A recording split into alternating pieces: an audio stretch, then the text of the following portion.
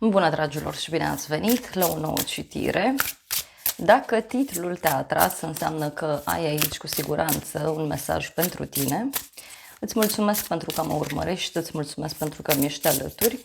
Dacă vrei și tu astfel de citire, te invit oricând cu drag doar pe aplicația de tarot și astrologie Cristina Zurba, disponibilă atât pe iPhone cât și pe Android.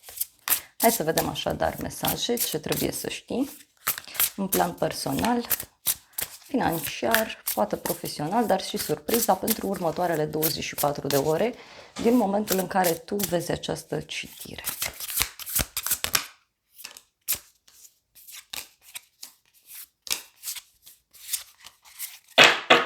La baza pachetului avem 2 de cupe și 9 de spade. Cineva se stresează aici în legătură cu o întâlnire, în legătură cu o relație. Poate este un moment în care îți faci tot felul de gânduri privind ideea de iubire, de relație, de colaborare. Pentru alții putem să discutăm și despre o perioadă în care atenția e foarte mult îndreptată asupra unui cuplu din jurul tău care te poate stresa. Poate să fie un cuplu din familia ta, din cercul de prieteni, pot fi vecini, pot fi persoane de la locul de muncă, dar pe de altă parte văd eu că e și un moment în care dai dovadă de compasiune, de iubire de la inimă la inimă. Lumea, da, în plan personal, lumea reprezintă o eliberare. Lumea, de asemenea, reprezintă o veste bună. Poate e un moment în care finalizezi ceva din punct de vedere karmic. Pentru alții discutăm și despre o perioadă în care aveți parte de un succes din punct de vedere personal. Mai poate să însemne și că te simți bine în casa ta, în cercul de prieteni, în lumea în care tu ești. Te simți relaxat. Nebunul, ok, un eveniment neprevăzut care are loc în plan personal, cineva care reacționează într-un mod mai dur, poate să fie vorba și despre o persoană care își urmărește interesul, doar că în același timp văd și o energie a unei persoane tinere sau o persoană care nu are limite, o persoană foarte curajoasă. Poate să fie și o reacție destul de ciudată a acestui om. Mai simt eu și energia cuiva care simte că nu mai poate de bine. Da? Deci cineva care se simte foarte bine.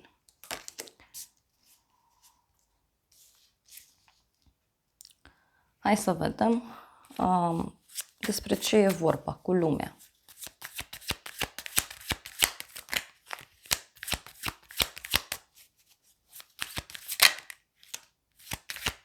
Trei de spade. E ca și cum ai ieșit dintr-un cerc vicios, ai ieșit dintr-o situație complicată. Și avem un 3 de bâte, 3 de monede, da? O primă bucurie, o primă victorie.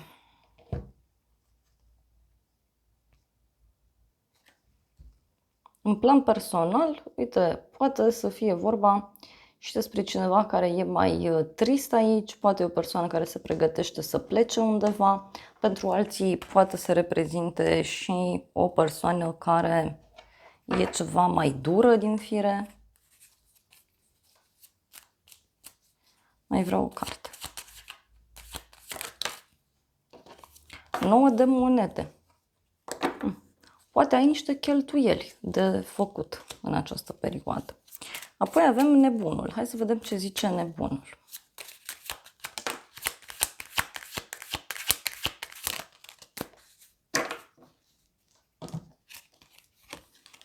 Și avem așa, luna, cavalerul de spade.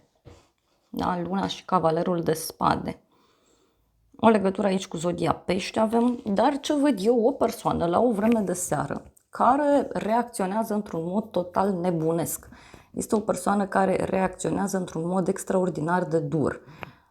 Poate să fie vorba despre o femeie pentru unii dintre voi. Pentru alții, în schimb, poate să fie vorba despre o persoană agitată, o persoană care poate nu vede lucrurile clar. Mai vreau o carte.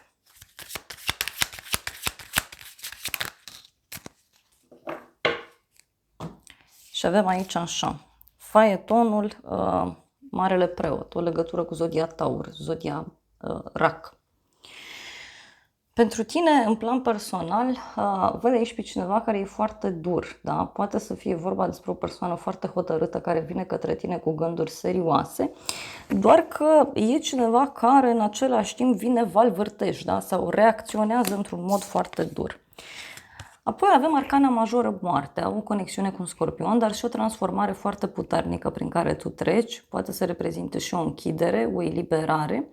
Tot pentru tine poate să fie și un moment în care renunți la ceva anume, pui punct la o anumită situație. 5 de bâte. O anumită transformare poate să creeze agitație, da? Fie în zona financiară, fie aici poate să fie vorba și despre o concurență foarte mare. Mai văd eu și o agitație privind o sumă de bani. Hai să vedem. Moarte. Să vedem ce spune acest arcan. Și avem 7 de cupe, 8 de monede. Da, e un moment aici în care parcă anumite iluzii pe care tu ți le-ai făcut se duc. Da? Poate să fie și un moment în care pui punct la o situație care a fost puțin complicată. Poate pentru alții să fie vorba și despre un moment în care reușiți să vă eliberați dintr-o situație încurcată. Hai să vedem 5-ul de bâte. Ce spune? Steaua. Da, era de înțeles. Și cavalerul de bâte. Agitația aici, să știți că are legătură cu o persoană nouă, o idee nouă care vine. O aspirație nouă, nu știu, poate să fie și o nouă imagine pe care cineva o prezintă.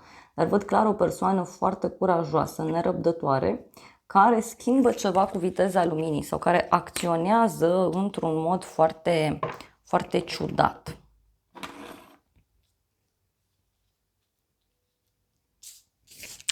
Ce o să te mire?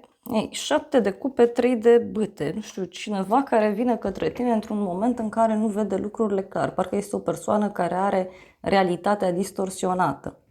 Ce o să te mire aici mai poate avea legătură și cu o bucurie foarte mare într-un drum scurt sau o bucurie foarte mare legată de o călătorie. 7 de cupe.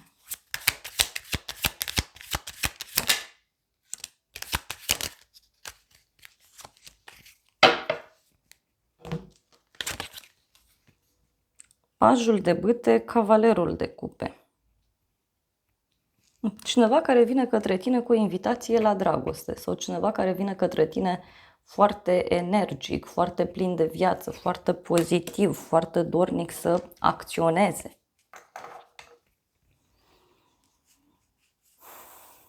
Și eu cred că are legătură cu viața privată. Hai să vedem în continuare. 3 de bâte, ce spune.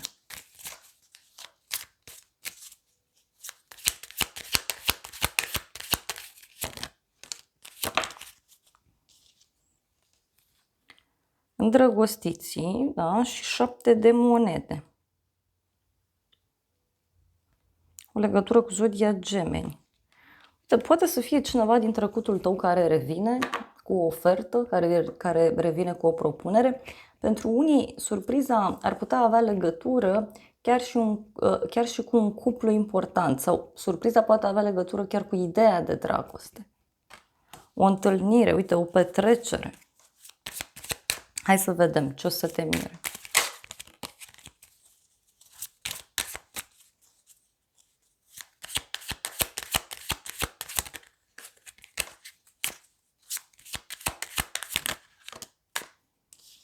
Patru de monede.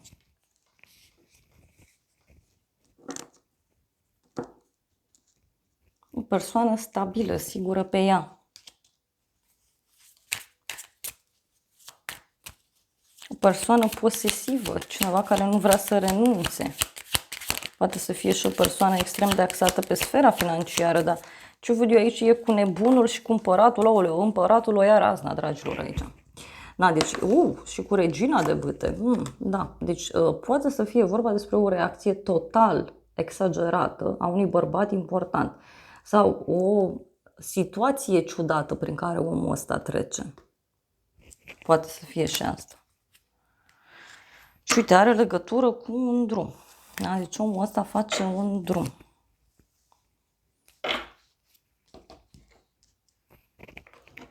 Hai să vedem ce spune și acest... Surpriza e o persoană care se îngrijorează. Este o persoană îngrijorată, fie în legătură cu un copil, fie este o persoană îngrijorată care se comportă precum un copil. Poate să fie și asta.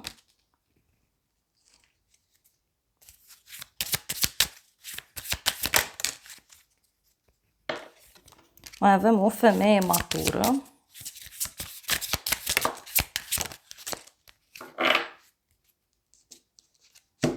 Muncă laborioasă. Cineva care, uite, e ca și cum persoana asta se îngrijorează. Fie în legătură cu activitatea ta, fie persoana asta se îngrijorează în legătură cu ceva ce ai putea să spui, ceva ce ai putea să decizi. Mai vreau un mesaj totuși, care e surpriza în toată povestea asta. E clar, e cineva care reacționează într-un mod foarte imatur. Cineva care, uite, încearcă să se apropie de tine și e posibil să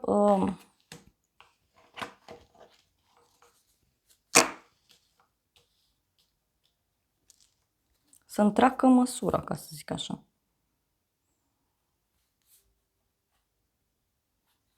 Dar în același timp văd niște onoruri foarte puternice. Pentru unii poate avea legătură toată situația asta cu o petrecere în casă, în familie, posibil. Na, hai să vedem ce spune acest tarot.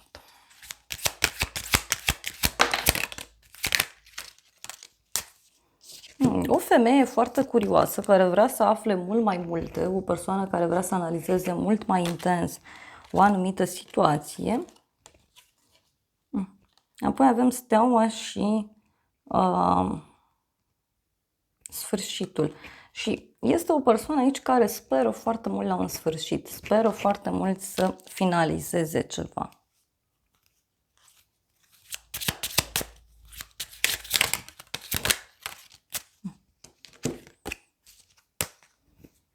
Și mai văd aici un drum, da? Pe care cineva fie la mână, fie persoana asta are probleme la drum sau probleme cu o mașină, mai poate să fie. Dar văd eu o persoană vicleană, da? Deci surpriza are legătură cu cineva căruia îi se taie ceva, da? Este o persoană pentru care ceva se finalizează, ceva se închide.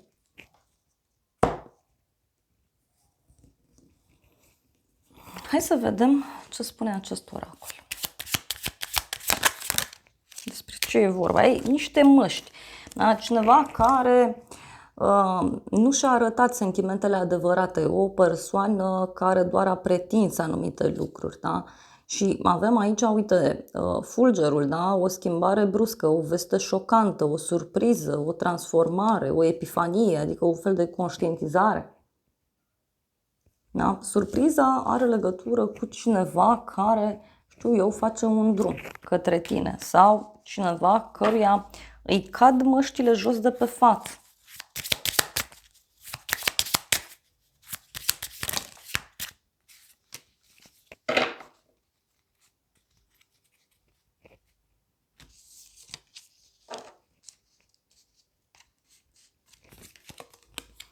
Și avem așa, îmi place de tine, cineva te place,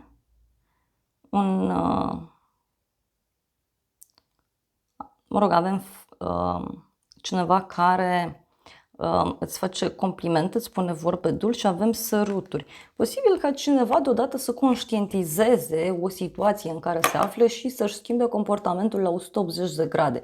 E ca și cum cineva vine cu viteza luminii către tine doar ca să rezolve ceva.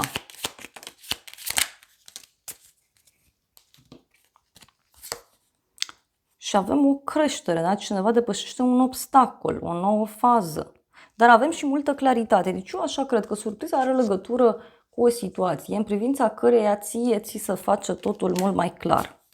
Și avem ceas, e nevoie de timp, timp pentru a te vindeca.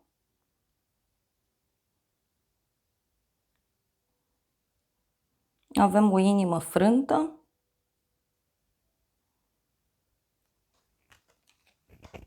foarte interesant.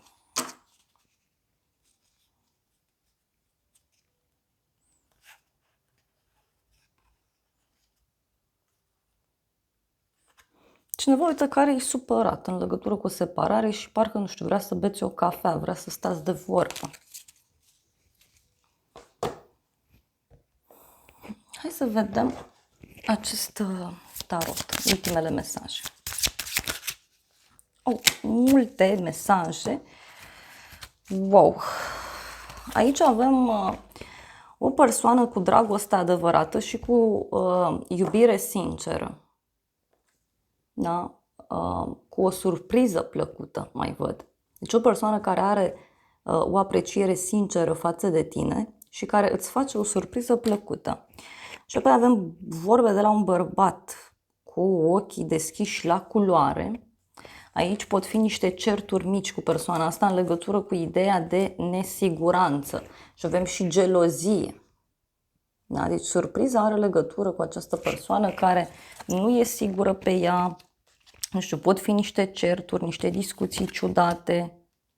Și, repet, au legătură și cu ideea de gelozie, ca și cum omul ăsta reacționează într-un anumit mod dur, îți face o surpriză, vine la tine, îți dă mesaj, doar ca să se convingă, da, pe partea aceasta de gelozie. Bun, pentru că omul ăsta, repet, are ca o nesiguranță. Eu așa văd. Acestea au fost previziunile de această dată. Eu vă mulțumesc pentru prezență, vă îmbrățișez cu drag, sper din suflet să vă fie de folos informațiile și să ne revedem cu bine și data viitoare.